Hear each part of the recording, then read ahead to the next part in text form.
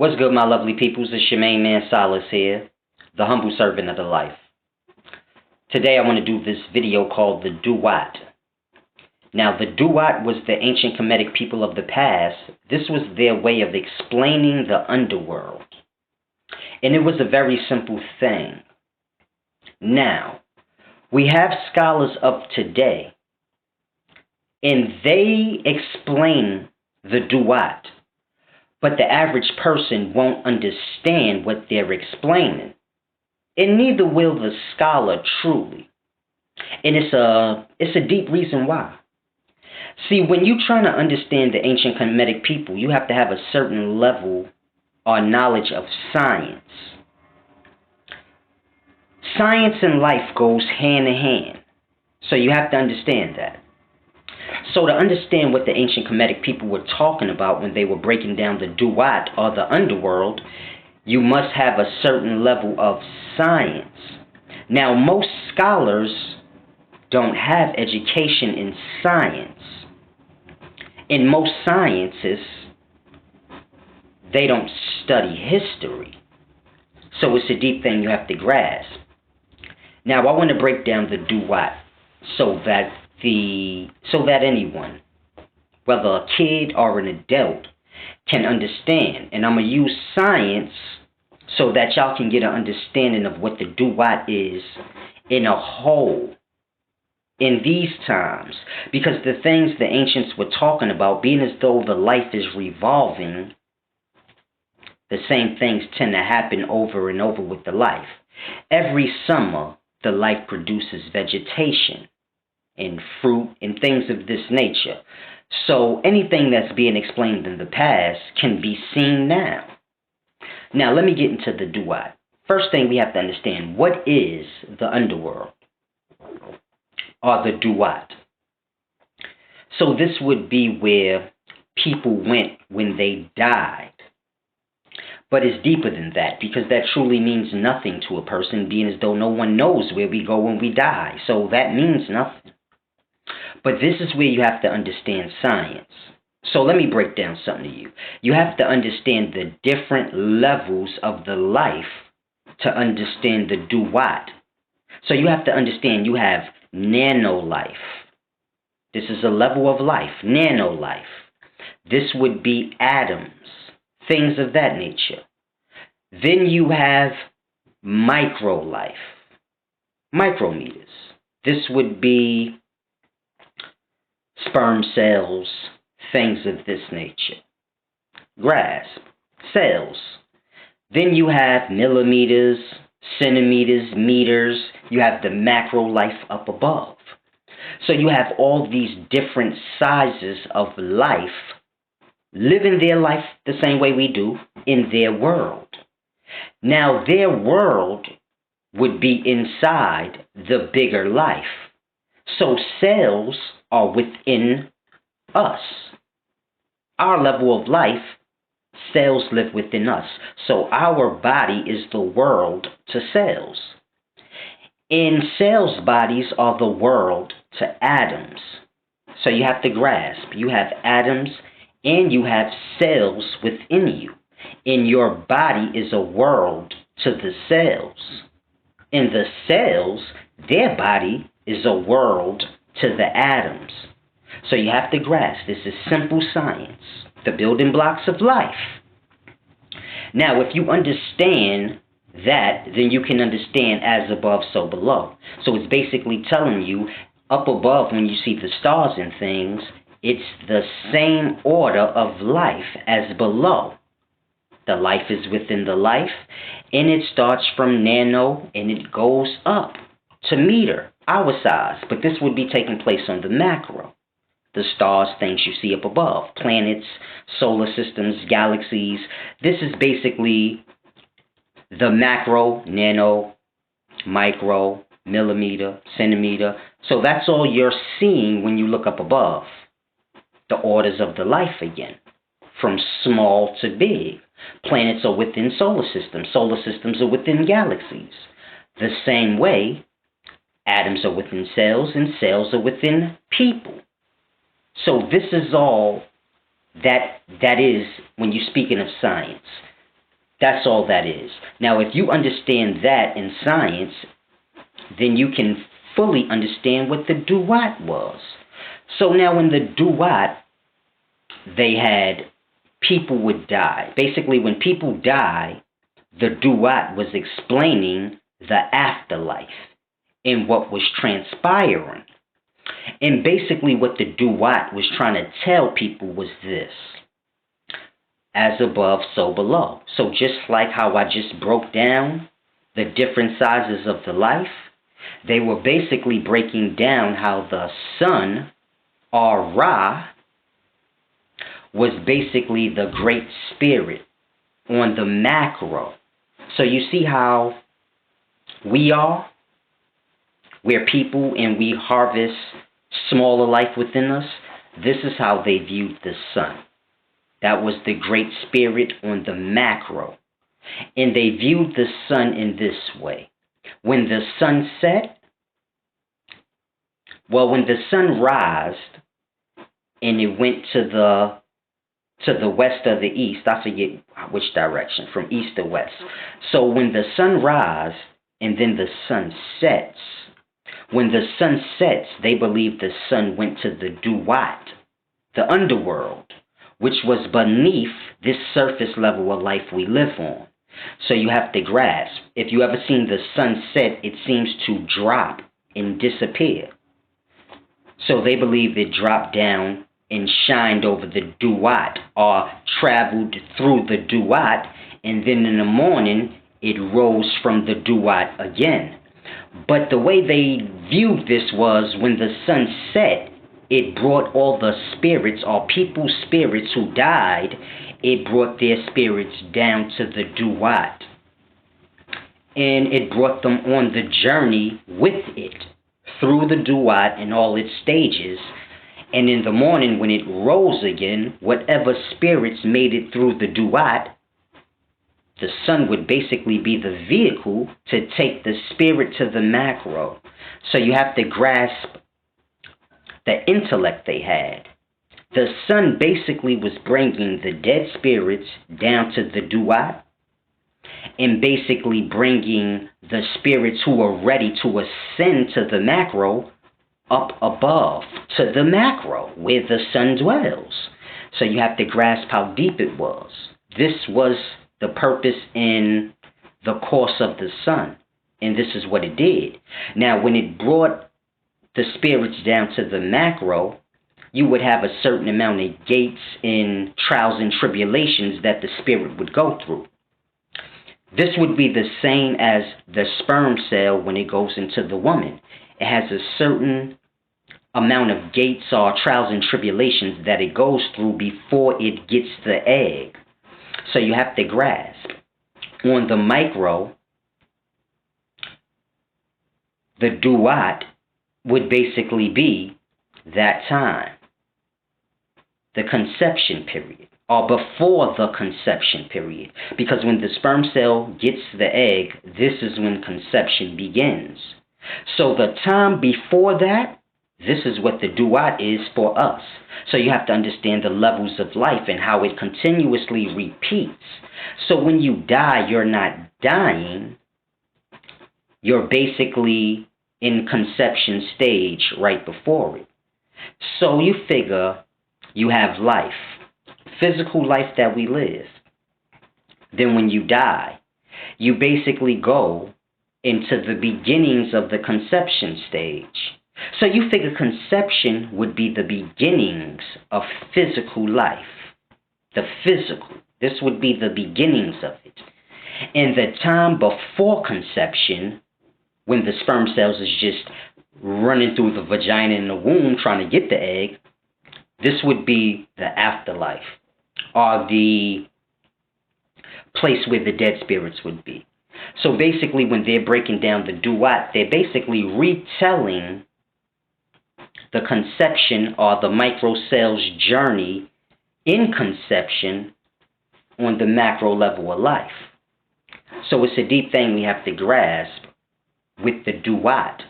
We have to understand whatever the ancients were saying in the past, it can be seen now. You just have to understand and know how to connect the thing. There's nothing new Only words.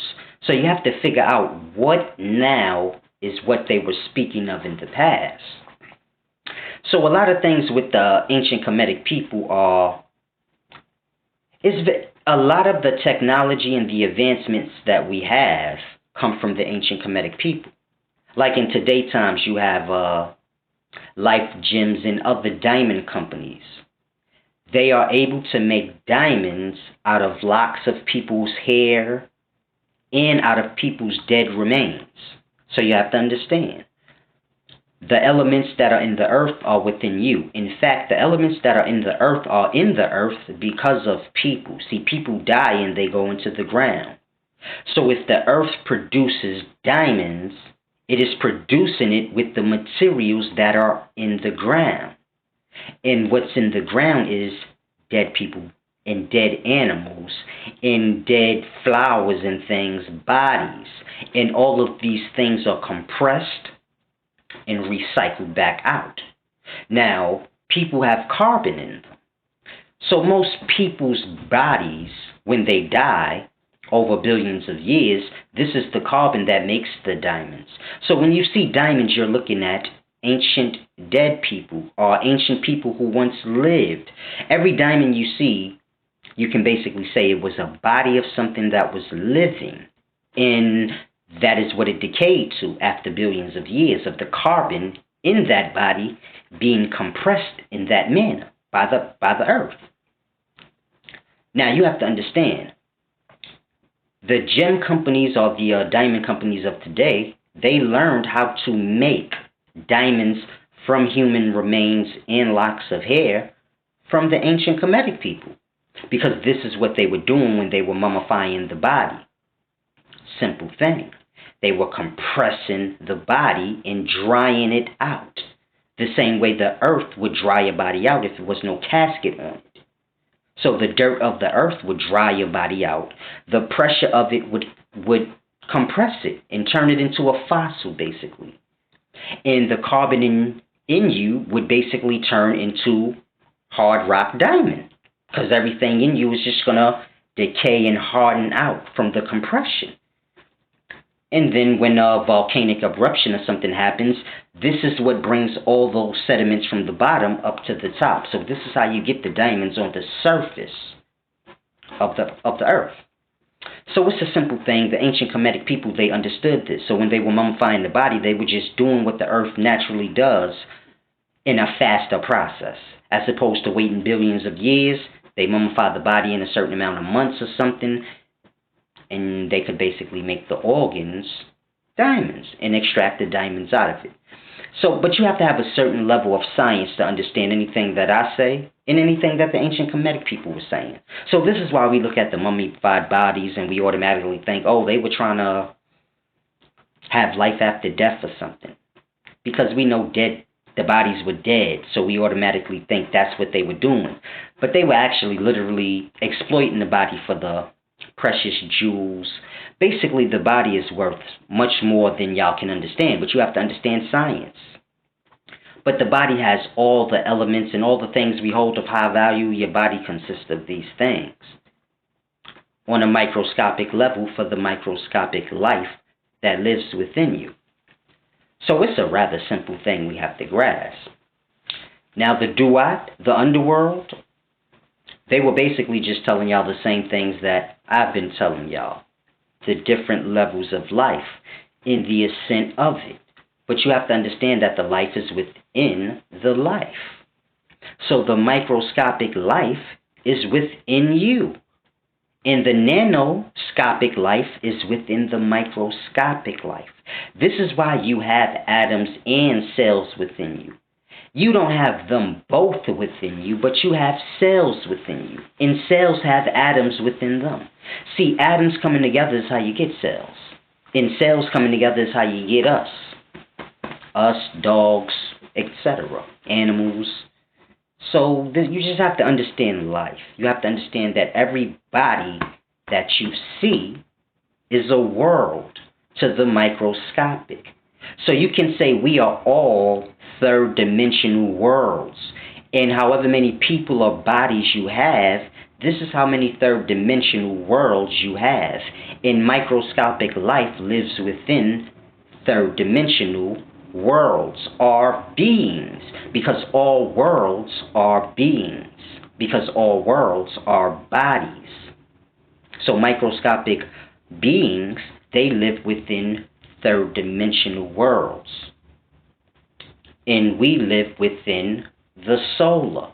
The same way the cells live within us. We live within the solar system.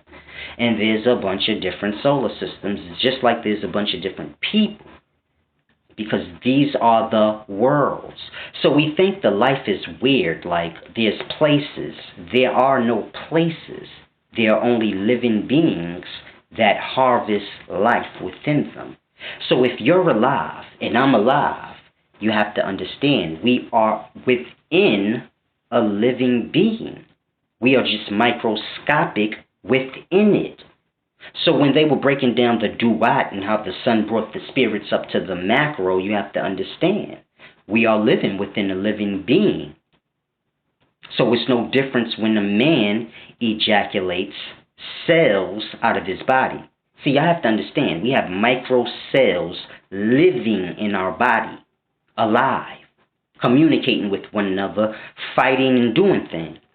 When a man ejaculates, you are physically seeing the microscopic cells within him. The semen is what's covering them and keeping them alive. It sustains them. But this is what you're literally seeing. So this is how you know the life is within the life. And if you're alive, you're in a living being.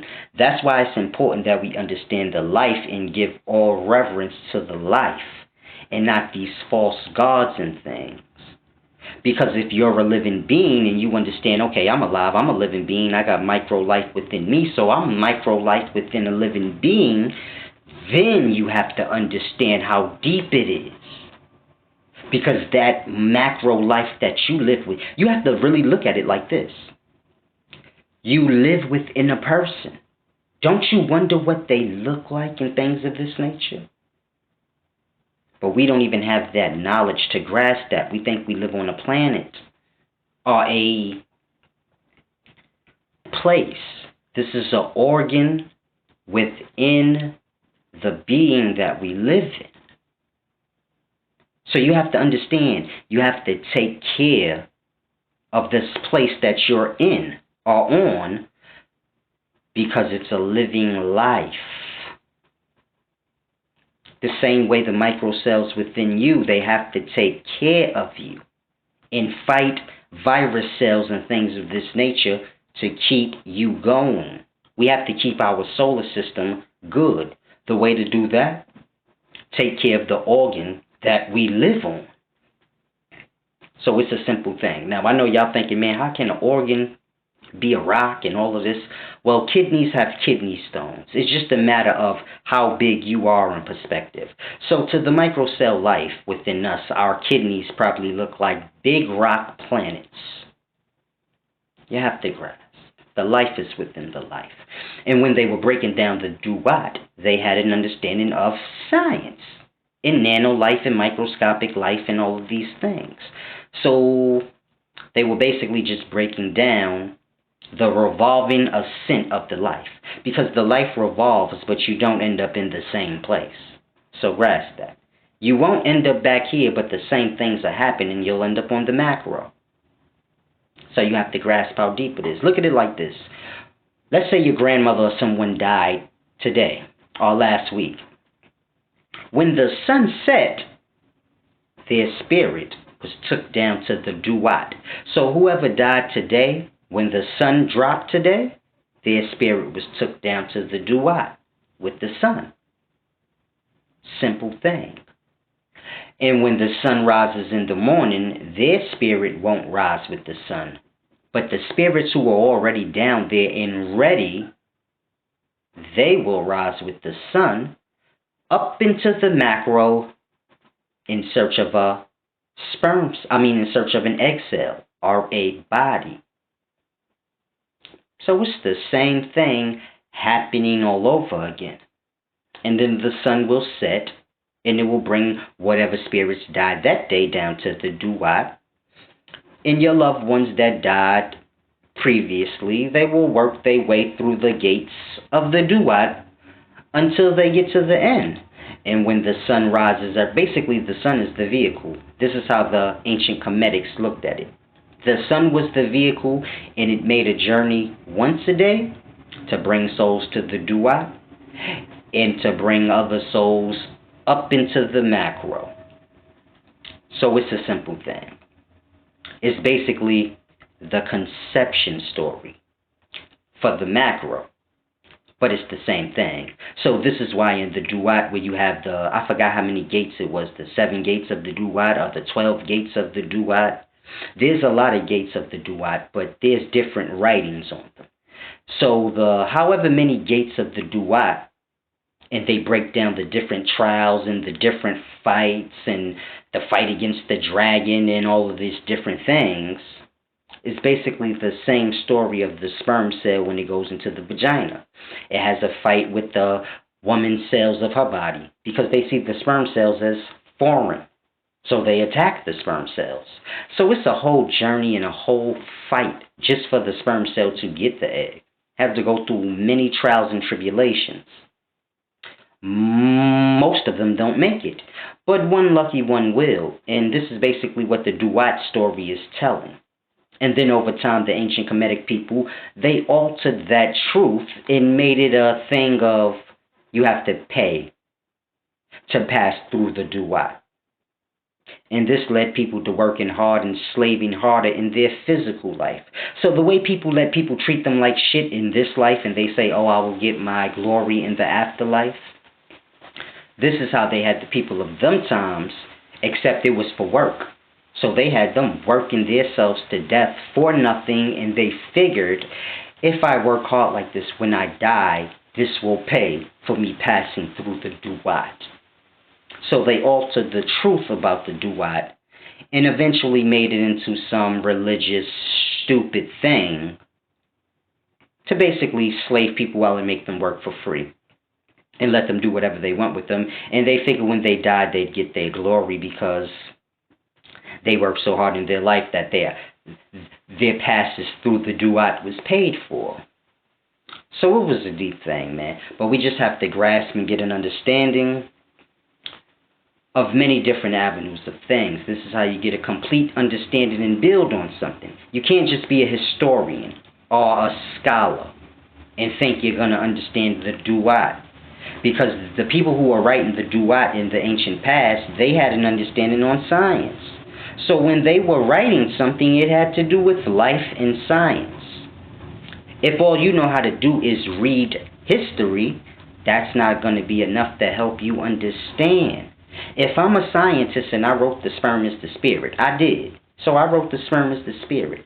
A historian is not going to be able to explain what I am talking about because he doesn't understand science. He would have to understand science and sperm cells and microlife to truly explain to you what I was saying.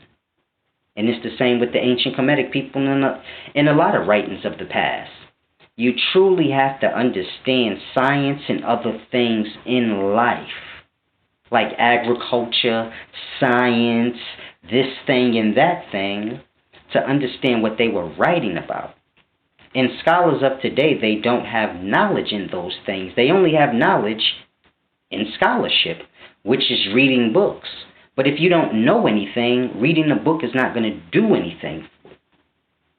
So it's a deep thing we have to grasp. It's your main man, Solace, man. That was the Duat, and hopefully, if you're a Kemetic scholar or a Kemetic follower, that can help you in understanding the Duat. If you ever read it, you will clearly grasp it then, if you've seen this video. So it's a deep thing, man. But it's your main man, Solace. Y'all be groovy.